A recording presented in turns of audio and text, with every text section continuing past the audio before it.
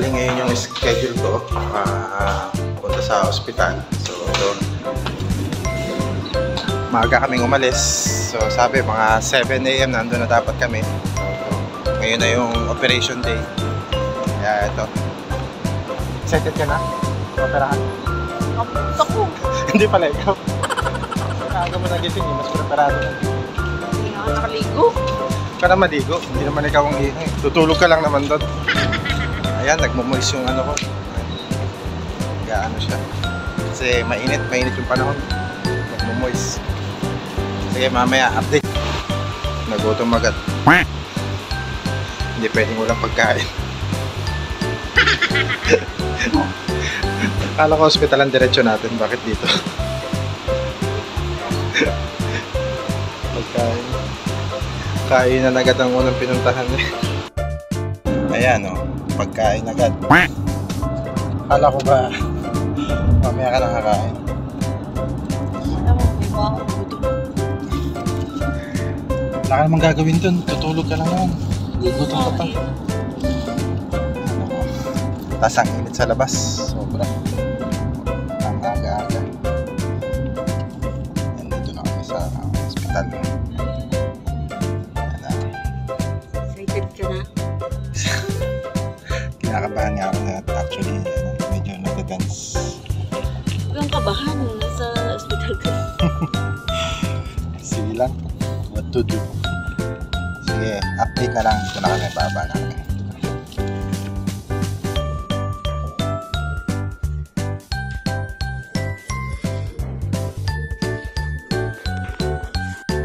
Ano kung magbigay ng consent? Ba't ako magbibigay ng consent? Para ikaw naman natin. Baka hindi mo pa alam spelling ng pangalan ko. Oo. Ang spelling ng yan. Anong number mo? 056.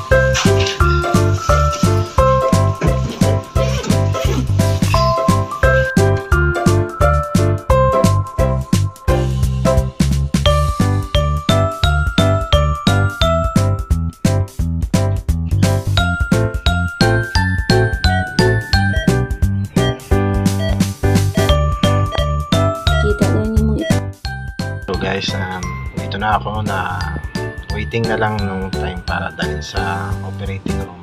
So yan, kinabitan na tayo ng extras, tapos kinupara na rin ako, inahitan pa, kahit naman ako. Yun yung aking Guardia Civil. Inip ka na? Uwi ka na? See you later. Wala naman akong ambag dito. Kaya nga. Cameraman lang. Saglit lang naman. So sabi ng nurse, ano lang naman daw. Saglit lang naman yun. Tapos turukan daw ng anesthesia. And then gising naman daw. Ayoko kasi ng tulog. Gusto ko nakikita ko yung nasa paligid ko. Mga 1 hour lang siguro yun. Tapos mamayang gabi uwi na rin kami. Ikaw lang. Sa bahay lang. Ay, ako na lang pala mag-isa. Ako na lang? Doon ka na? Yeah. Tutulog ka na lang? Anto ka na? Gutom. Lagi ka na lang gutom. Yun. Sige. Update na lang tayo ulit mamaya guys. So after ng opera, sana okay yung lahat.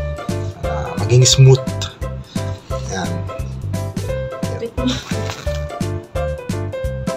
Ha? Oh, kita nga eh, nakakainis. Wala tayong wala na, para na akong lumpiang hubad. isang ihip lang ng hangin to. Ayun, sige guys. Ayan na lang ulit. Update na lang. Na ako sa operating room. Sama ka. Ito yung buli. Kaya nga, hindi ako komportable. Lumalabas yung nakahangin yung fit ko. Parang may malamig sa likuran ko. Buli mo na. Hindi flawless yan. Ayan, so, pupunta na kami ngayon sa operating room. Sakit ng test na. Di-deliver na ako. Anong gusto mo? Lalaki ba ba? Ayan, sige. Manganganak ka na ba? You feel nervous? Yeah. You feel nervous na? Yes. Bakit ba? Hindi ka naman manganganak.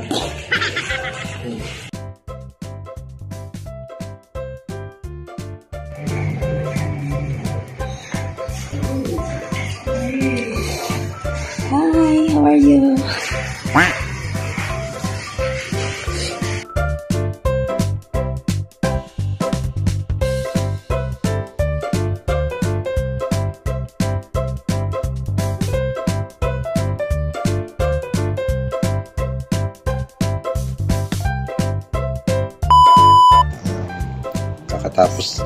kakatapos lang ng operation.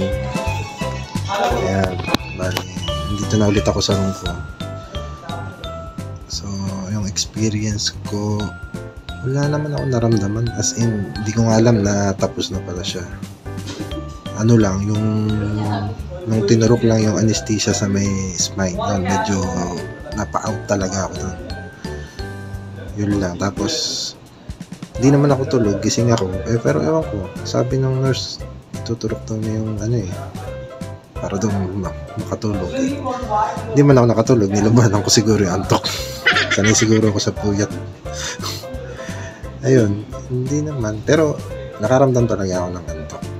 Napapapikit talaga ako. Tapos nagigising din ako na wala, nakikita ko yung paligid ko. So, ayun, natanggal na yung mga dapat tanggalin. So, may iba pa kasing tinanggal. So, titest pa nila. So, ayun, dito na ulit tayo sa kwarto. Ayan. So, bali ngayon, maghihintay pa daw ng 4 hours kasi para mawala yung effect ng anesthesia. Kasi hanggang ngayon, wala pa rin maramdaman yung kalahati ng katawan ko. So, 4 hours pa daw. And then, after 4 hours pa, saka pa ako makakain. Ayan. Tingnan ulit natin, guys. So, update natin ulit mamaya kung ano na. Kung makauwi tayo. Mamaya, uwi na rin naman kami.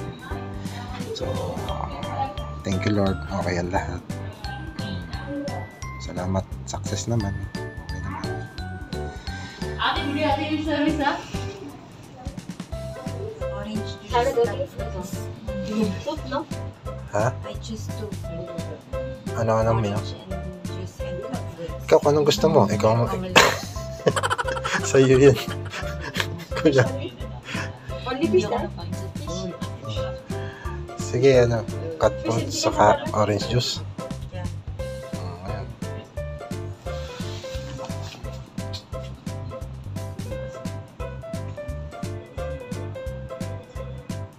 Ano pa? Asked her. Pati pa ito dito banda. Ha? This is for breakfast or lunch for dinner? One for day. Kaga talaga. For tomorrow. Not for today. Still no confirmation. Okay? We will see later if you will go home today or Or dito o lahat banda. yan. Pag kunwari ayaw mo ng yogurt, skip mo na lang. Kung ano lang yung gusto kainin ni brother. Para Milk, cream or low fat? Low fat of course. Yogurt. You want yogurt? Plain ba? Wala ba yung Yeah, plain? I think. Parang ikaw namimili talaga na sa akin.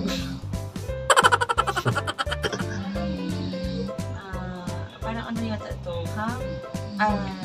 Honey? butter. Marmalade.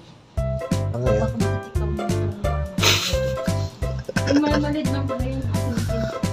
Hindi mo nalanig ako natin. Nakapag ako sa butter. Parang siya yung ano eh. Siya yung namimili talaga. Patay na lang. Oh, sige.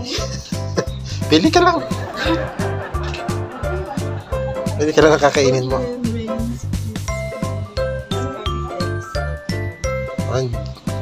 Anong Jollibee? No. You don't need to choose. Walang chicken. Walang ano, lempo, crispy pata, kare-kare. Choose the one. Okay.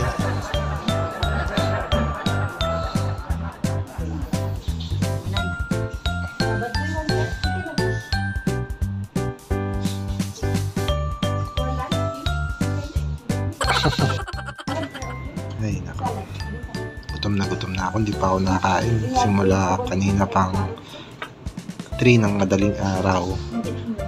So, sabi baka makakain pa ako ang 4 pa ng hapon. So, more than 12 hours yan. Yeah. Anyway, may dextrose naman. Ano. Yan lang, pero nakakamiss ng mumuya. Gusto ko nang mumuya. Gutom. Gago to. Pinapasilip ko nasa ano yung ano ko, hinahanap ko. Hindi ko na makapa. Tingnan mo. Hindi ko. Ano ba tsura? Ito that? Hindi may nakakapa kasi ako something. Ewan ko ano ba yun? Nahanap ko si Junjun, nawawala. Hindi ko makita. Hindi ko makaramdaman. Ano yung tsura? Ano yun? Wala. Pinutol na. Pinutol na rin. Sa ano yun te? Kagi talaga to. Akala ko nilagyan ako ng catheter. Sabi ko, ano ba yun? Hindi, parang may nakabalot. Hindi, baka usap seryoso. Wala na. Ano yun?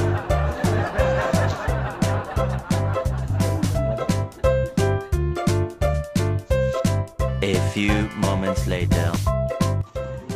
Yan guys, nagbabantay sa akin. Tulog na. Huwag kayo maingay guys, binabantayan ko siya.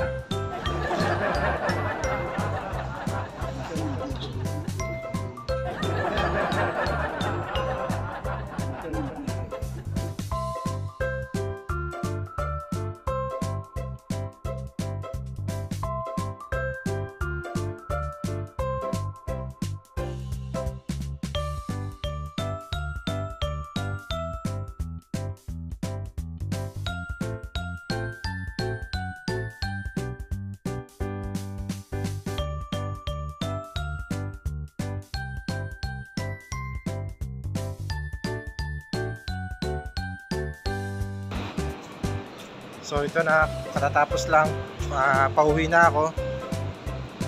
Bali, hindi ako nakauwi agad nung gabi kasi pinabantayan pa ni Doc. Baka daw kasi may bleeding pa eh. So wala naman, naging okay naman lahat. So expected talaga namin makakauwi kami kahapon ng gabi. So hindi kami pinauwi. So the next day kami pinauwi, ngayong umaga. So okay naman, naging success naman. Salamat sa Diyos. Salamat din kay Doc, sa mga staff ng Lifeline. Yan.